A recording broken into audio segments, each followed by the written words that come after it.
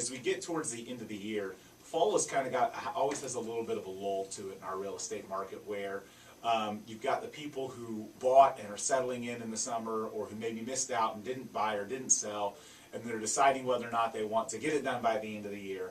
But this time of year, you'll certainly have a lot of people that will decide to wait until next year to buy.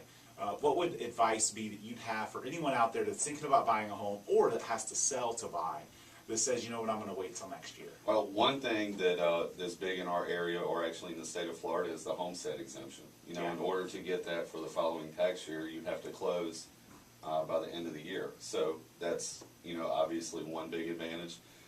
We talk about it a lot, and we do a first-time home buyer class once a month.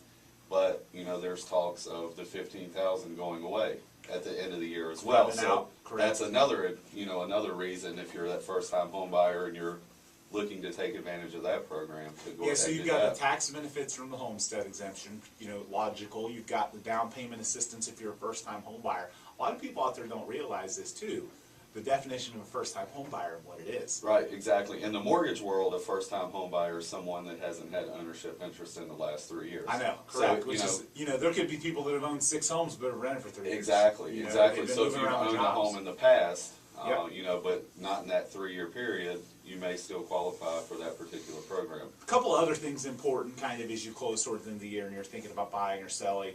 You know, I'm always a fan, you know, and I think about this from an investment perspective, I'm always a fan of doing things that other people aren't.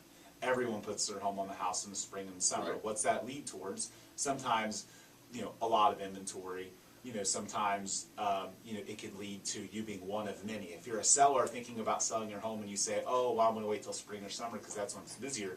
You know, this is Tampa Bay. This isn't New York. This isn't Michigan. You know, this isn't, you know, Illinois. You know, we obviously have a lot of people in Tampa Bay that are from somewhere else. And in our real estate market, we don't have the seasonal fluctuations that other markets do. Our market is consistently strong all year long, you know, weather-wise. In fact, a lot of people prefer to house shop and buy this time of year because it's a little bit cooler outside. Right. Well, this time of year, too, as well, you know, we start getting a lot of snowbirds coming down. Getting an increase in population. Your second homes, your vacation homes. So, you know, if you're thinking about selling, still a good time to do it because you might attract a different buyer than you are the rest of the year. Correct. And I think, again, if everybody puts their house on the market in the spring or summer, then you could have more inventory, right, more choices. You know, from a buyer's perspective, one thing that I always, you know, I'm a fan of, you know, strategically investing in real estate, looking for good deals, and I always seem to find a good deal near the end of the year. And the one thing, you know, that I always find is you'll find people that are motivated for tax purposes to sell it and close and get the home sold, right, you know, that calendar year. So you'll have, you know, sellers that are motivated. Maybe as a buyer, because there aren't as many buyers out there, you can pick up a better deal, or you can find a more motivated seller who's up against the end of that year for, you know, a 1031 exchange, or for, you know, for tax purposes because they want to pay the taxes on that gain or that loss this year. Right. You know, so that's another important thing that can swing things in your favor as a buyer, is that you can find some of those motivated sellers that maybe start to get a little bit desperate. Their homes have been on the market for a while. Maybe they've had their home on the market in the summer and it didn't move, and now they're really ready to move. So there's benefits to both buyers and sellers. I think, you know, the most glaring benefit, you know, to not waiting. Prices are rising. Right. We continue to see that, and interest rates are rising. Absolutely. So if it's going to be more unaffordable next year, why wait? You know, we hear people all the time say, "Oh, I'm going to, you know, I want to save another $10,000, or I want to save another I want to have a bigger down payment." And by the time they get that amount of down payment, the price of the house went up more than the rate that they Exactly. A lot of times it ends up just offsetting itself. So one thing I was going to mention too about you know, sellers and getting rid of inventory. Not that we have a ton of it in our market anymore, but foreclosures as well. You know, the banks are going to be looking to dump that property before the end of the year as well. Correct. And same thing, sometimes short sales can get pushed through at the end of the year. And there's not a lot of them.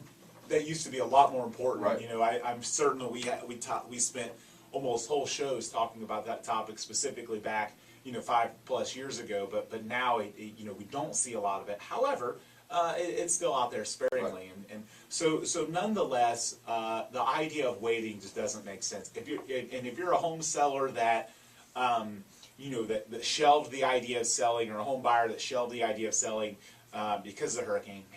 Man, I made it 7 minutes and I mentioned hurricane. You know, obviously there's a lot of things changing. You know, a lot of things that are kind of back on track from that. And you know, again, the idea of letting that impact and change your mind about buying or selling a home when there's proper insurance out there. And that's really the key, the proper insurance thing. You know, I'm a big fan of not letting fear motivate me. So there's a slight trade-off that we have living in the Sunshine State with no state income taxes, with relatively low property values and prices compared to other parts of the country that are this nice from a weather standpoint. You know, it's that we get an occasional hurricane. Right. You know, I mean, that's I'll the take trade-off. that trade-off. Yeah, I think so. I don't want to scrape ice off the windshield either. So. Right.